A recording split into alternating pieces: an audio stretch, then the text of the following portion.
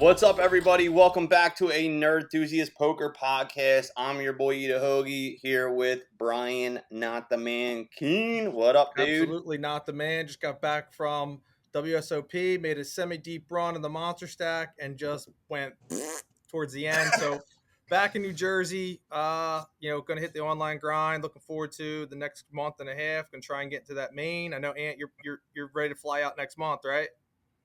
Yeah, well, this weekend. That's right. Well, next month, next week, yeah. So, cool. So we got a guest that we've been wanting to get you on for a while, and now this is the perfect week. I was like, we gotta get him on. So we got Frank Funaro, He's another New Jersey guy, just like us, man. Just racked up his second bracelet this week, which is sick, man. So welcome to Nerdthusiast Poker Podcast, bro. What's up? Thanks for having me, guys. Yeah, I'm happy to be here. So just so two Jersey guys. Always good to. What's up, Brian? No, I was gonna say we try and highlight people from our neck of the woods. Bring you guys on, give you a little bit of clout, and kind of give us a little bit of publicity too at the same time. And Anthony mentioned it. We tried getting you. I'd say maybe about 6 months, maybe 8 months ago, right when you started going on like a semi heater. We wanted to get you on so that we could kind of take advantage of that. And then as soon as you hit this bracelet, I'm like, you got to hit this guy up. You got to get him on. So thank you for coming on, taking some time out of your day. What you're wearing now in Vegas right now, right? No problem. Yeah, we're staying at the Aria. We do have a house in Spring Valley for the summer too. But yeah, we've been here the whole time. Me, little brother, and then two of our buddies, two other online guys. Nice. Who's the online guys you're staying out there with? I'm not. You probably know Drew O'Connell and Jake Ripnick. It's like Relevancy, and then Maniac Monk or Maniacal Monk or whatever. He's more of a cash guy, but he plays a lot of tournaments now too. Nice. So let's just start right off the jump, man. Second bracelet this week. I think you tweeted out something like this was the best poker day of your career. Run us through that, man. How did that feel to win that? Really good. I had the fifth to win for a lot more money. And then I had other runs, and just winning the bracelet felt so much better. Just finally getting one done. I felt like I was close for like a while. It just feels like very satisfying, and it was so emotional at the final table too. I'm usually very not emotional. Like you play like a high roller or something, you sit there. But I had buddies on the rail. Like every all in, I was sweating, like running around, like no whatever. Like it was very hype, and it was a lot of fun. Definitely remember that for a long time. Yeah, and so this is your second bracelet. The first one was an online bracelet. Which really Alan Kessler says they don't even count, but yet Alan Kessler does not have any freaking bracelets to talk about. So when he wins one, you can comment on it, I guess. But there is there's some truth to that. I actually agree partially. When they were giving like the PA and the Michigan ones away, like the individual ones, I don't think they should count. But the Jersey and Vegas ones, like when you're playing at the series, like they should count. Because PA, they give them for like 100 people fields, and it's like some of them get like 19,000 to first. They have circuit rings where it's 2,500 to first, and there's people that rack up like 10 or 12 of them in like PA, and it's like cool. Like I don't know. It's like the bracelets, the Jersey Vegas ones when they have 1,000 runners or they have high stakes ones. Like I think they definitely should count. I mean, they're on the schedule. I don't know. Frank, it's funny you mentioned that because I'm going to throw some shade over at Anthony. A couple weeks back, it's a weekend where there's multiple online bracelet events in Jersey.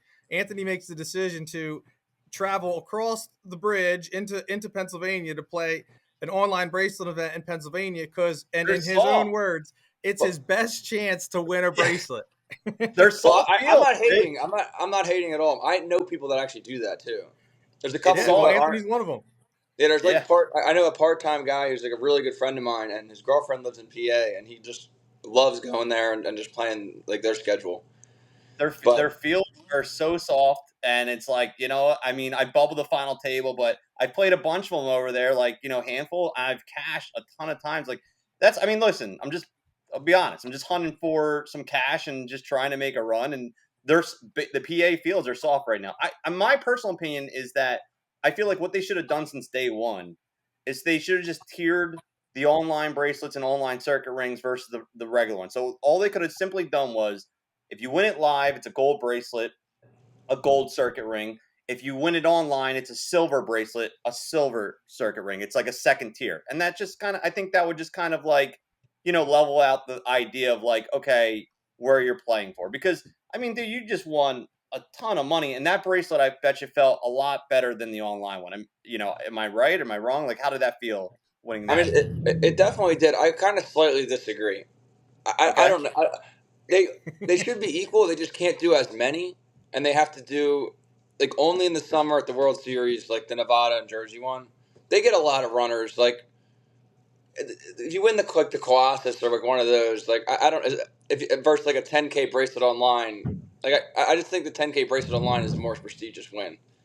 Yeah. Like it's obviously harder to win like the Colossus or something, but like no one's winning that, and it's not like Yeah. it's more random. Let's say, I don't know. Yeah. You got a 1 in 20,000 chance of hitting the lottery probably for, the Yeah, Colossus. the 10K freeze out that definitely felt way better than the online bracelet for sure. That was like a $1,000. Like it was like the online championship. Like it was like one of those like the last no limit one or something. The 1 year. Do you have the bracelet with you? Can we get a glance? Do you have it with you? It is actually at my house in Spring Valley. Ah, all right. Well, maybe you could send us a picture and we'll post it on the podcast theme. I didn't even open it yet, honestly. Really? But I think they made me do the thing in the picture, but I haven't opened Yeah. it. So. Okay. Yeah, I went right in the bracelet millionaire ceremony. maker, right from that. Hopped right in, and then I played the freeze out like the 1K on my iPad right at the table too. Bro, listen. I remember there was a tweet or something like that because I played a bunch against you online here in New Jersey, and I think, dude, I don't remember what tournament it was, but you had either shipped or you cashed for something massive. It might have been the 1.5. No, because you were in Vegas then. Something you won, It was the win. and then the next day you're playing like the $100 nightly or something online or something. I think it was the win. The win cashed the 10K or whatever, and then I was in the $30 like 2 days after. Yes. Dude, I was playing. I was Yeah. playing that night, and I'm like, the whole funk. I'm like, tell me he just won like $1 million, and he's playing a $30 buy-in with me. I'm like, this dude loves it more, man. Who loves it more? This guy. It ends up being like $100 one, but it's the rebuy add-on. But still, you still can win 3,000 in that or something. Why not? I feel you, dude. You have that grind love, man, and I've after me and Brian have talked to so many people, it's like the people that the reason that you're at this level is because you love it. You can just tell that you're all about it, and you enjoy probably not every day, but you enjoy it. I can tell. No, I definitely do. I enjoy online too. I like the balance. Like as soon as I'm getting towards the end of the series, I'm gonna be so ready to grind online, and then I'll be sick of that, and then ready to come back to go to the next live stop or whatever. But I do a good job. I play a ton and I balance it pretty well. So yeah, I'm just enjoying it. Let's start. I don't know how many years left I could sustain this, but what's up? Let's start at the beginning. Let's start when you first got into the game. I mean, how old are you? How old are you? 29 now. I just turned June 2nd. Okay, so you were, I guess, after the moneymaker boom. Anthony and I were just over 40, so we were in college when that whole thing kind of happened. Give us a little bit of background on how you got into the game. Where your roots are, and then how you got to kind of on the come up. I feel like my dad and uncles, they used to play, and they when I was a kid, and they wouldn't let me play. And I was obsessed with gambling as like a little kid for some reason. Like I didn't want to go to Disney or anything. When I was like 6 years old, like I wanted to go to Vegas. Now I'm like the opposite, but they wouldn't wouldn't let me play. You were getting scratchers in your stockings when you were like 7. Oh, I love that stuff. I was just big into cards and gambling and whatever. But they wouldn't let me play, and they let me play a couple times, and I kind of thought I had a knack for it. I think when I was like 18 years old, the one buddy I was talking about, the one that goes to PA, he introduced me to his best friend from hockey, who I became really close friends with, and his brother. And they ran a home game. I think it was like 10 cent, 25 cent or something. And then we played, and they were both better than me at the time. And then I started getting into it then, and then we had our own home game at like my house in like 18, 17 or whatever. And then I went to Drexel. I went to college, and I just wasn't good at school. I don't know, and I fizzled out. Didn't really know what I wanted to do, and then poker kind of just it just came back to me, and then I don't really have a good. I don't know. It kind of just happened. I was starting to run it up online before COVID, and I was probably ready to start playing the big live stuff. And then COVID kind of leapfrogged me, and online was so good during that time, and I did really well. And then I've been rolling with from that ever since, basically. Yeah, I see that. I mean, I think that was probably the first time. I mean, I would see your name online just grinding during that time frame, but I think that's like the first time that like really stood out to me is because you took, what was it, second place or something. I'm trying to pull it up on your Hendon during that time for like a huge score, and I think in a high roller, right, online. What was it? Yeah, me and Joe McKeon chopped that, actually. That was the high roller bracelet. Yes. But Yeah. So you. technically I got second, so I lost the bracelet. That was back in 2020, right in the middle of COVID. Yeah. That was a massive tournament at the time. I think I got 285,000. It was 350 to first, and we like split it or whatever. That's. And then I'm assuming after that point, it was just like no turning back. It looks like from like I'm just looking at your numbers. It was like, I guess, was that the defining moment where you're like, this is just where we're going in life right now? I was probably like 2 years before that, maybe like 2018, and I was Okay. like probably rolled for like higher stakes, like right before like COVID happened, let's say. So I basically lost like 2 years of like live prime or something or whatever you want to say. So I was like a late like bloomer. I don't think I like considered myself like a professional till like maybe 23. Okay. Like my little brother's been playing professionally since like 19.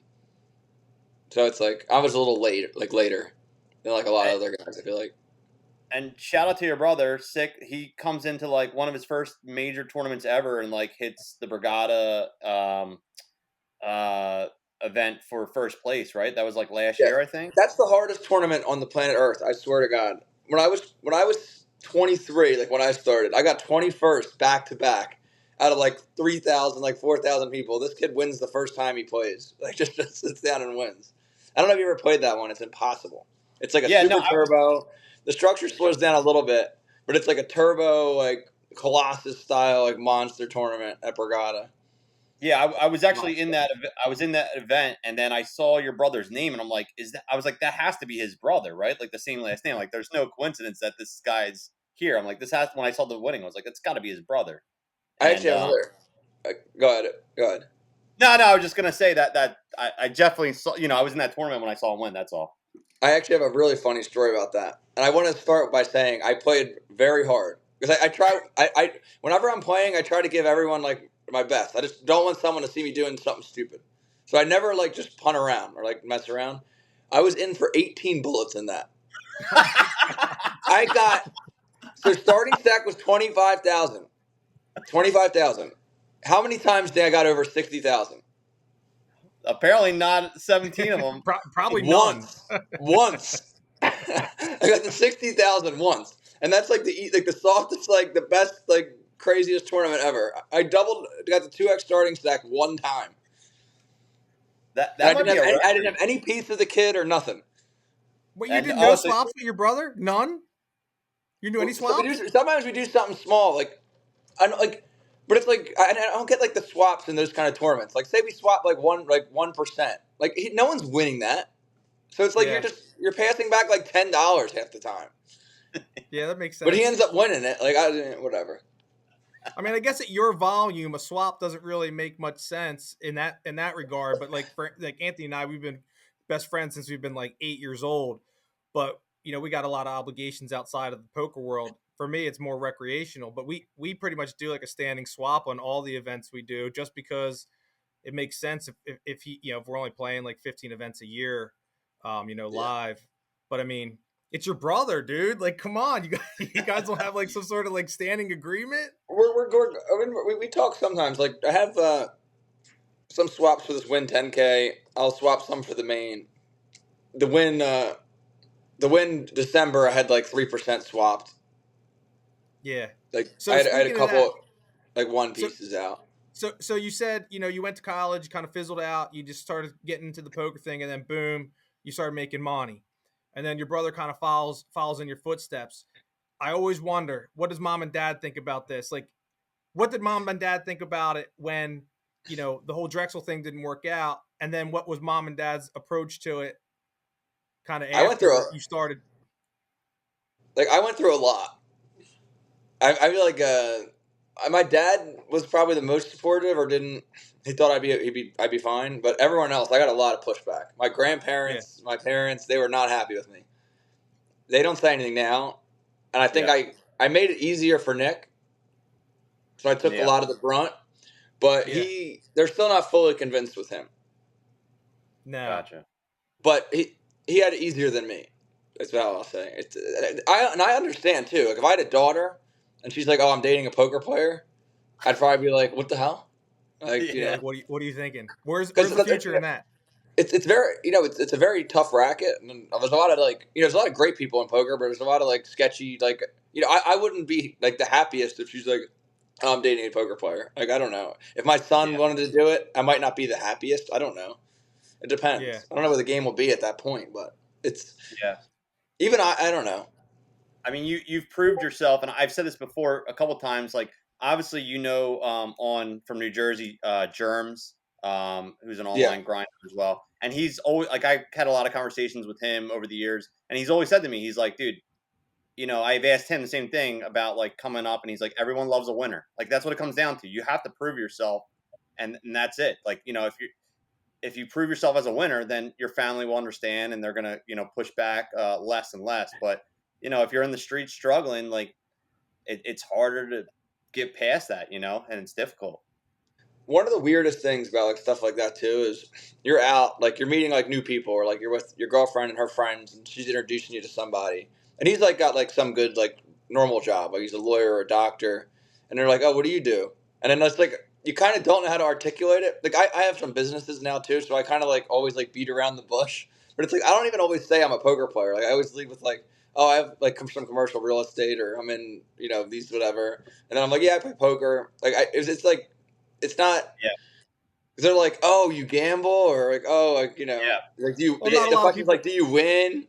Yeah, not Yeah. a lot of It's people understand it. Yeah, I'm sure people think that it's mostly gambling, and you got to kind of convince them yes, it is gambling to some extent, but I control a lot of the outcome compared to just putting your money in a slot machine and pushing a button. You know what I Yeah, mean? I you think get in a poker, lot of these.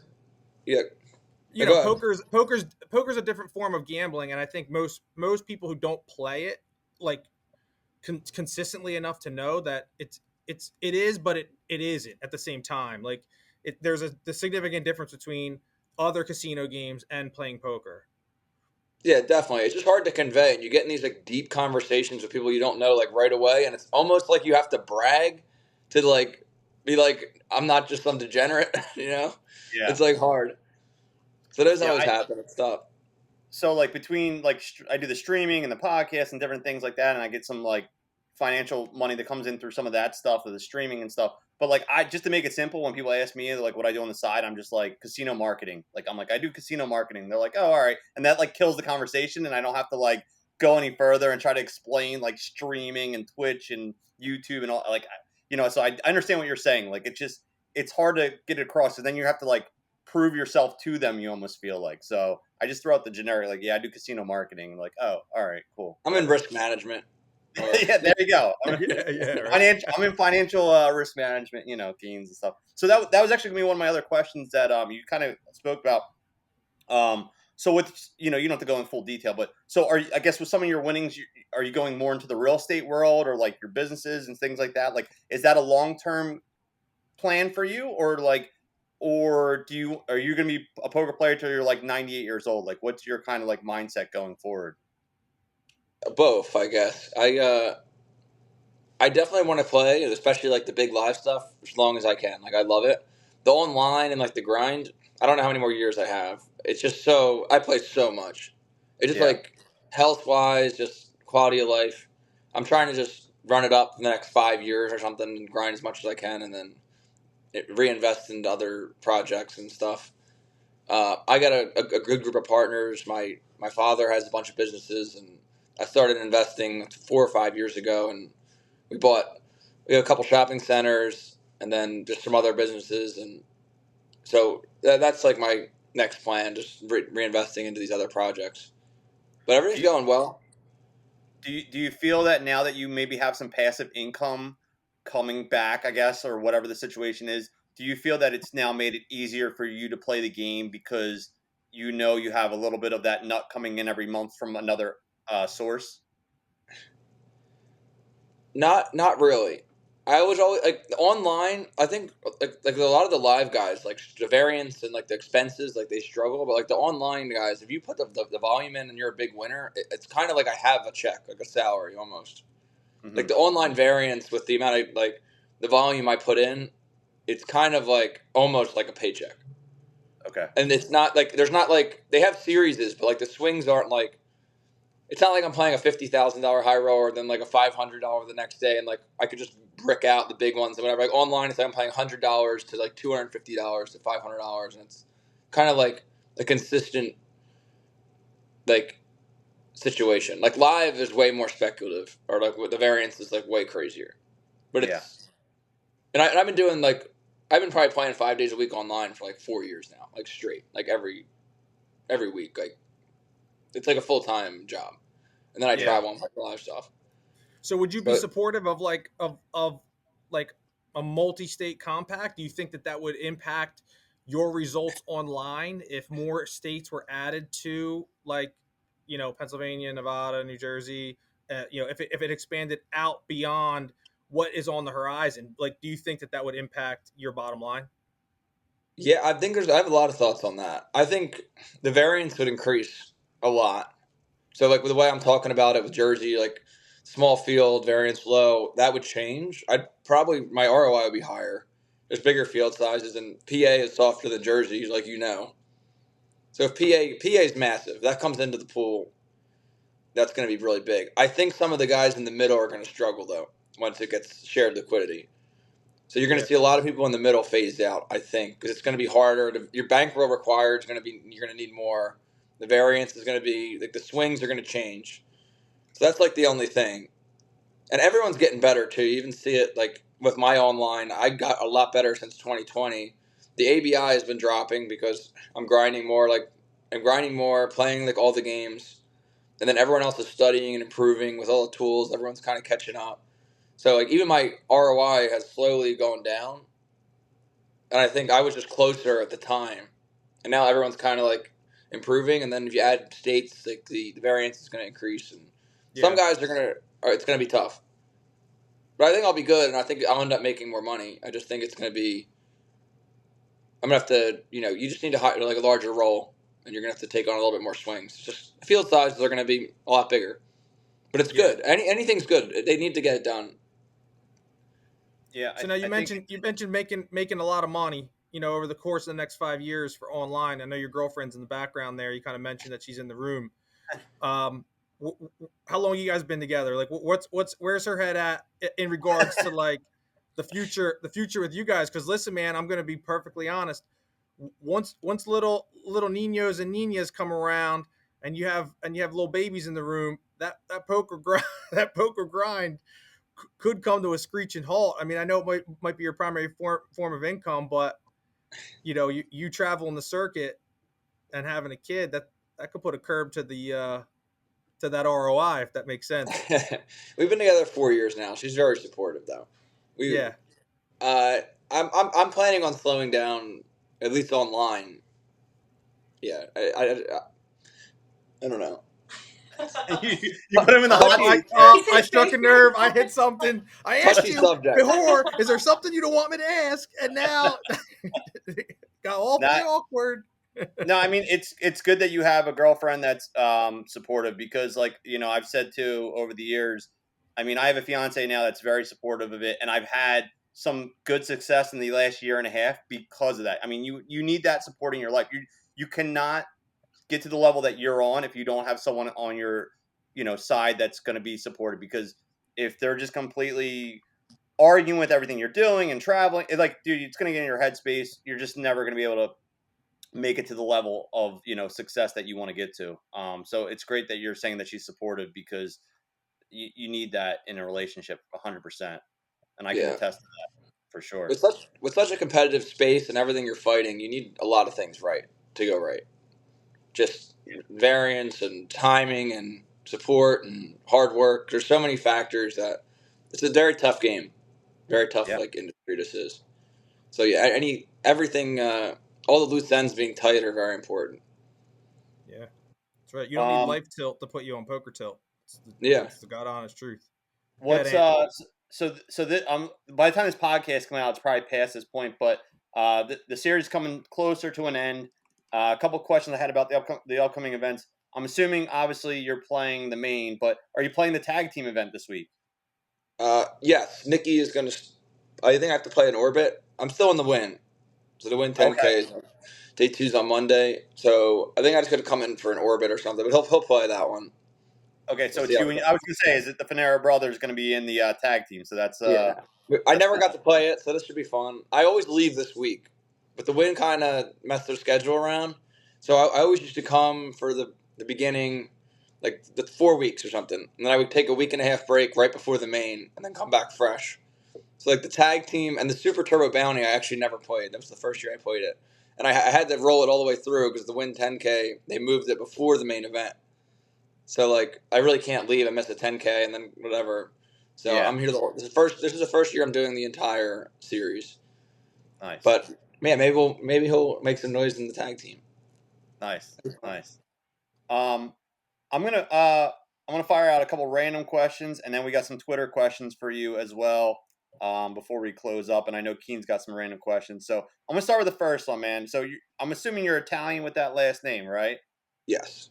Okay. So what's your best pizza in New Jersey? We got to start with that. Where's Frank going for the pizza? That's what we got to know. So I'm actually a diabetic, so I got to watch the carbs. But I do like Max's in Wildwood. Oh, that's my spot, dude. That's Sam's or Max. I'm not a Sam's guy. I don't know. Me either. Me either. We have a place. Our family has a place in Wildwood, and I'm a Max guy, like 100%. Yeah, I do like Max's. We have a house in Margate, but we go to the store down there that way. But yeah, I always liked Max's since I was a kid. When I was younger, we used to go there. My aunt has a place. But yeah, I love Max's. The grease, I'm a grease. Like it's I don't know. The thin, the grease. I don't know. Yeah, man, it's the whole vibe. The boardwalk, you know what I mean? Like the Max Pizza Fresh right there. Yeah, it's definitely a vibe. I'm actually gonna hit. So I go to 4th of July for my kids. We go down Wildwood, and then I'm gonna be heading out to the series this weekend for the main. But yeah, definitely gonna be hitting some Max Pizza this week for sure, man. So there you go. I'll tweet you a picture when I got a fresh slice for you. All right. All right. Nemesis. Do you have any online or live nemesis?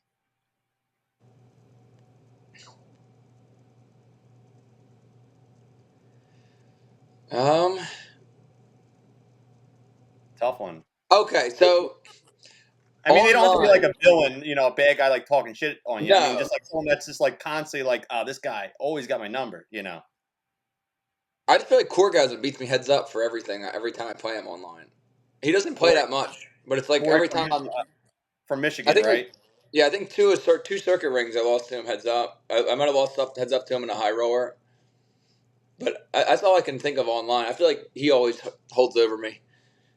Listen, I played Corey in we were at a wing game. Keane was there. Oh yeah, remember that? He was wasted. That cash game? Yeah. Yeah, and he took like 1,000 cash on me, completely wasted, like just punting, trying to punt, and I got set over set to him. So yeah, I'll join you with that. Korgasm's got my number at the moment too. So yeah, I just feel like I just remember a couple of heads. I mean, Joe McKeon beat me in a bracelet, so yeah, we could add him to the list. That dude runs so pure though, it's crazy. I don't know how he does it. He runs so. I had him 4-1 too. and then it's like we were trying to like whatever, and then it's like as soon as he gets tied, he's like, all right, let's split it. I was like, all right, whatever. My last question before Keane's gonna get to his question is, what did you do to celebrate this week when you won the bracelet? Did you go to dinner? Like, did you go out? Like, what was the? Well, I hopped right in the Millie Maker, and then I played the online on my iPad. But my girlfriend and my other brother, I have three younger brothers, so they came out this weekend, like just like a scheduled like just trip to come and hang out. And then we went to dinner last night, and then we actually went out to Hakkasan. I don't really do clubs, but we got a little rowdy last night. Okay. Yeah. Oh, But I you're a little basically hungover didn't do today. nothing until they got here. What's up? Well, wait, you're diabetic. Can you drink? Oh, yeah. I drink a Oh, lot. you can. Oh, They, okay. they say I'm not supposed to drink that much, but So you stay what are away you from going Yeah. to do? pizza, but the booze is the exception. Yeah. Good to hear. Good to hear. So yeah, getting into my questions. I always ask this question, and I kind of posted it on the Twitter stream or the Twitter post because I wasn't supposed to be here today, but the rain unfortunately curbed my plans. Look, every poker player, whether they want to admit it or not, has some sort of leak, has some sort of vice outside the game. What is your leak or vice? And it doesn't have to be gambling related. It could be like sports cards or something stupid. I spent a lot of money on food and cars. Food and car. What kind of cars do you have? Right now, I actually just bought a Jeep. I have a Grand Wagoneer, but Oh, I they're have, nice. but I have a 21 Huracan, a Lamborghini, Oh. Jesus Christ. like a Evo or whatever. But I got rid of my So when I won the win or whatever, I had to buy I bought a 179 car. So I had a Ghost last year. Wow. Okay. All So right. but I just got rid of her. So that was sad. Where are you driving that in Jersey? You're going to get stopped. You go up Literally the Parkway. nowhere. To Yeah, like what? Starbucks and then back home. That's what I mean. You opened it up on the Parkway. The state police are on you like white on rice. No, they don't pull me over. Nah. You just don't get pulled. It's not like that. You just don't get pulled over. So I Yeah. bought. So when I won when I trapped with McKean, I bought a McLaren. This was back in 2020. I had an orange 570S. Awesome car. That might be my favorite car I've had. And it was like the first day we got it. And I was excited. We were like having fun. We're in our town, my hometown where I'm at. I'm with my buddy. Cop, we go by, we're going a speed that no one should be driving. Cop pulls out, starts following us. 3 turns, we're at a light. Cop pulls up next to us, rolls down the window. He's like, "Sick car, man, gun it." There are some cool I was cops like, out there in this you world. scared There the shit are. out of me. I thought I was going to jail. I thought I was getting impounded or whatever. First day I got it, I was like, "Oh, my insurance, everything's fucked." That's Nice. funny. So cars, not you're not a big gambler outside of poker. Like you're not making sports bets, anything like that. $100,000 bets. But Nothing crazy, I really don't gamble at all. But I have played some Ultimate Hold'em. Okay. Oh, I got a good story with that. So I'm Go. a big Tom Brady guy. My new online screen name is Tom Brady 7. Okay. Okay. Oh, So- for the new WSOP stuff. Yeah. Yeah, and we're in So you're a front runner, is what you're saying. listen, I just like greatness. I like winners. I mean, you're 29. You came up in the era of Oh, Tom Brady. where they pretty much ruled the AFC East and the AFC conference. I mean, look, you see my hat. I'm a Dolphins fan. I absolutely hate Tom Brady. Yes. I mean, he's a just so phenomenal handsome. athlete. He just wins. I mean, how could you hate him? Have you seen that jawline? No, I respect the man, but as a Dolphins fan, he put me through 18 years of misery. Watching him just absolutely manhandle the entire conference. So, yeah, I do have some love hate for him. And now you Go can ahead. sleep at night. He's not there anymore. Yeah, But exactly. we went. So my 2 best friends are Cowboys fans. We drove down to Tampa for the Bucks Cowboys game. We stayed at the Hard Rock down there. We bought in for $500. I bought in for $500, and then I actually had my buddy horsing me halfway through. We ended up winning like $85,000 in Ultimate Oh Hold'em my at the God. Hard Rock. They would not give us a free room. They still wanted to charge us $800. They wouldn't give us a free room. Oh my God. Wow. Jeez. That's crazy. Wow. This guy right here, Brian, he's actually met Tom Brady recently. You were Yeah, I did. He stole his hoodie from him at a card shop. No, actually, I did not steal it. I actually returned it to him because he left it on the chair. Yeah, there was it's like a Topps trading card event down where I'm at outside Atlantic City, and it was like this secret but not so secret meeting where a couple of people associated with Fanatics came in. Brady came and Kevin Hart came, and I was actually in pretty much right behind him, wearing my Dolphin shit, proud as I could be. But yeah, he took his hoodie off and he left it on the chair, and I'm like, man, do I keep this hoodie or do I give it back to him? And like a fool, You give it to me. I went You back sell on it the to tour me. bus and I handed it to them, and I'm like, yo, Tom, you forgot this. And I'm just hoping like Kevin Hart's like, yo, get on this bus, let's go. But none of that happened. But I got a couple. We'll finish up. I got a couple of Twitter questions. Looks like a couple people may be trolling you. I don't know. We'll find out. But I'll start with a they serious. are. I'll start with They a are. serious one first. Pierre, buddy of ours, he asked. I mean, you've answered this a little bit, but how has your game improved over the years? Like, what's the main things that have improved? You think that you've worked on? I guess. Just like a lot of like the theoretical study and then just the reps. I think ICM I'm trying to improve. It's hard. The game got. I think ICM ruined poker. It's made a lot of stuff more complicated, and that's probably the weakest part of my game. So just working, just on HRC and trying to figure some of that stuff out. All right. I could go through how I studied and how I learned. Yeah. So I mean, you could explain that. I'd love to hear it. Yeah, like I would say when I first started, I bought that Nick Petrangelo course like in 2017 or 2018, and that was like really eye opening. And he taught you how to use PioSolver and gave you a lot of good sizes and how to study and a bunch of like whatever. And then I basically ran with that, and then I feel like I got it down a lot earlier than like the other players in the pool. Like I thought I was getting pretty close and good, and then like everything now like. The GTO Wizard AI is good and easy. Like you can look up spots so fast, and everything's on HRC for ICM and pre-flop. But just a lot of like, theoretical study with that stuff, and then I kind of just basically did it on my own. We have a couple buddies talk some hands with Stoney Pokes and stuff. We got, speaking of him, because he said why. Ask him why he spent so much time in the golf simulator and still stinks at golf. So what's that all He about? just shot like a 130 too. He doesn't even know what he's talking about. I was down to a 5 last year. So do you play a lot of golf, like, or just online stuff, or just gaming, or do you play like actual real like golf? Oh yeah. We play a lot. We have a good group. I'm the lowest cap in the group. nice. He right now he's the worst. Okay. So he's trolling me. But I do practice a lot, and they make fun of me.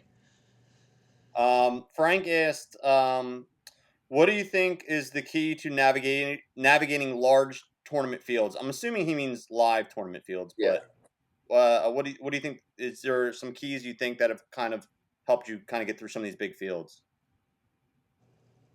I probably got a bad answer for that. Like I don't like subscribe to that stuff that much. Like you definitely got to adjust table to table, but like it's just like volume and like variance. Like if you just got to play good and put in volume. These 5 fields are hard. I don't think there's some magic recipe for these large fields like navigating them. It's kind of just like you play good, you adjust well, and then eventually your time comes in them. It's a weird thing. I think some people think they have like the goal, like I don't know, they know how to do it. It's kind of just it all kind of lines up when you play a lot and you're playing well. I don't think there's some magic solution to large fields. That's my opinion. I guess, do you know Troy? Is he one of your boys too?